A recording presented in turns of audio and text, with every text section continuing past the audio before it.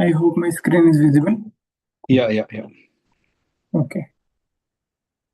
So, very interesting case study we are going to discuss today.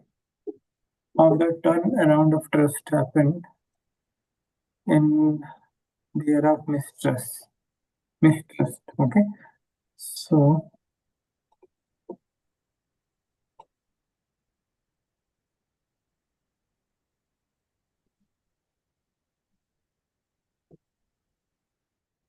in the year 1980 and in early 1990s, Continental Airline was widely considered the worst airline in the industry.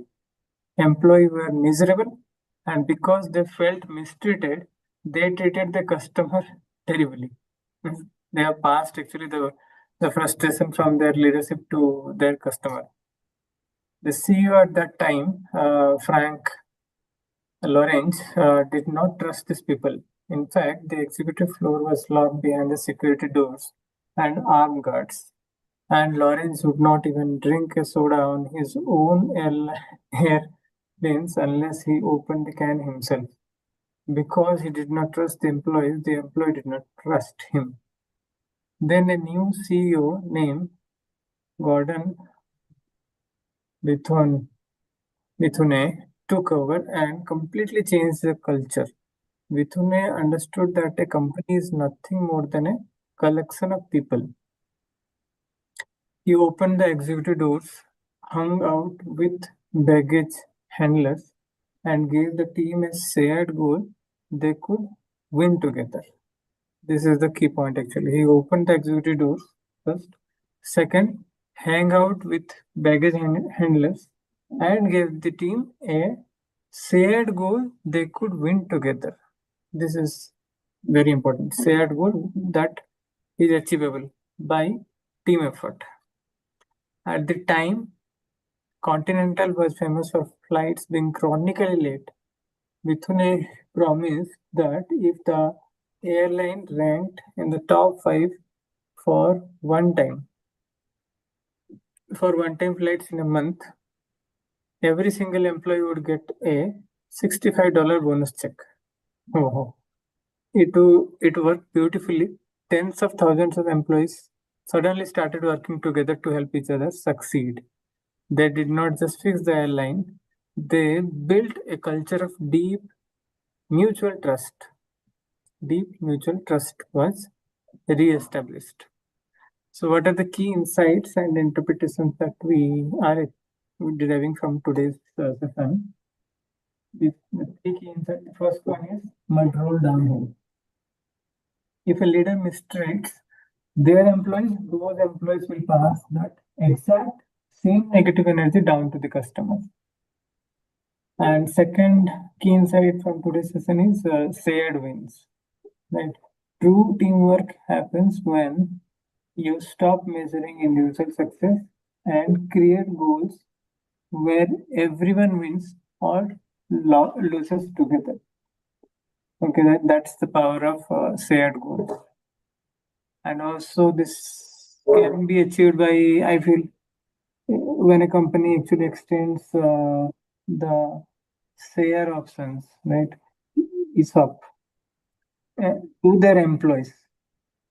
So, in those kind of scenarios, also, this the accountability and the responsibility automatically been shared with all the employees, and they treat it with utmost priority. So this is also a very good key insight from today's reading. And the third one is trust is a feeling. So it means you cannot force people to trust you by completing a checklist. Trust only emerges when people feel you have their best interest at heart. Okay. So from the heart, actually, when we care for people, then automatically in spirituality also it is called as the vibes or the vibration automatically reaches to the other person. And whatever feelings we have for the other person, that automatically reaches to them, irrespective of we telling the same thing explicitly or not. It's basically a feeling, a vibe that automatically reaches. So in the case study of today that we discussed, we understood that how the trust or the mistrust was cascading automatically down to their employee and then again to the customers also. And that was actually the reason for miserable performance of the overall airline itself. So for today, the two deep reflection questions are: the first one is, have you ever worked in an environment where you felt mistreated or untrusted? How did it affect the quality of your work? How did it affect the quality of your work? If someone is maybe a boss or maybe even your colleagues or peers are also, if there is a trust issue, then the team bonding also gets affected. So how did it affect the quality of our work? We need to reflect. Second reflection for today is, what is one small collective win our team, okay, or family can celebrate together this week? So this is something, a very good starting point, wherein we can think of something, what is one small or collective win that we can plan. That also can be termed as a shared goal. Okay, collectively, if we achieve this, then we celebrate together also. It can be planned in our family also, it can be planned in our team in the office. So these are Yeah, the I like two. the idea because you hear celebration, at the end of the achievement. Because yeah, everyone saw through the efforts, etc. But the normally, once success, we get the success, we just ignore and move to the next task.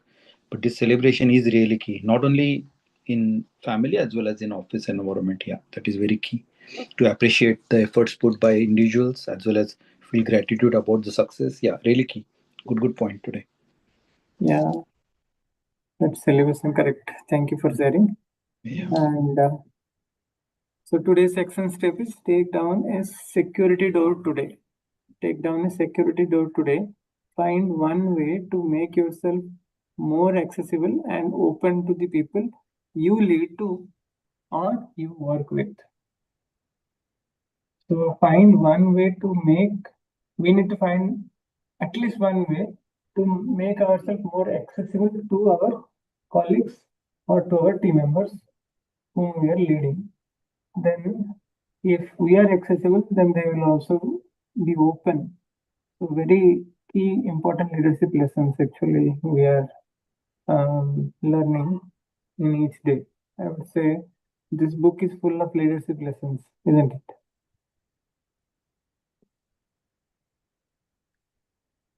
Then coming to the key quote from today's learning is, you cannot have a good product without people who like coming to work. Who like coming to work. That means Monday morning should not be a pathetic thing. If we have such kind of people in any of the team or organization, then the product that they make or the service that they provide will be definitely wonderful, because they enjoy doing that kind of work. So a successful business or project is impossible if the people building it are miserable. Joy and trust are actual engines of great work.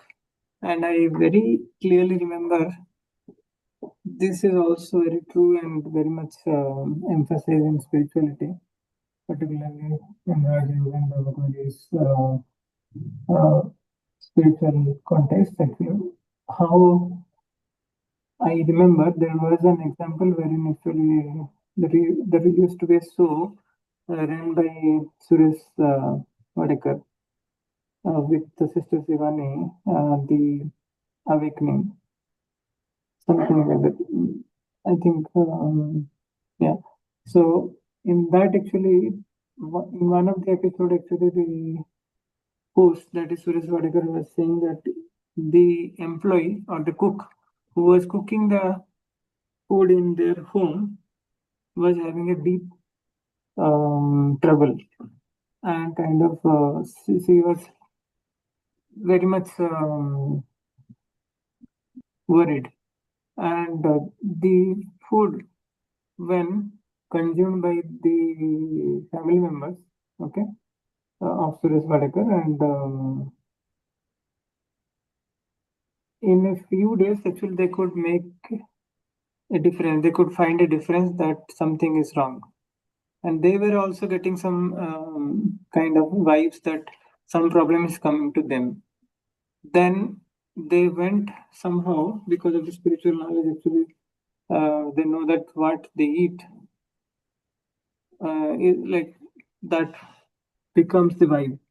So when they questioned, like they checked with their cook, they understood that the problem that the cook was facing is of losing the house where she was staying, and she was unable to find another house, and something like that. I don't exactly remember this story, but some trouble was there. So once that is fixed, we were also kind of not creating many troublesome thoughts while cooking, and that vibration was becoming pure, and then again everything settled. So here actually today also the key interpretation that we saw is a successful business or project is impossible if the people building it are miserable. Joy and trust are the actual engines of great work. Right. So any last thought you want to give? No, all good. Okay. Proceed to the next So quickly I'm ending this call and creating another YouTube recording for the next Yeah. session.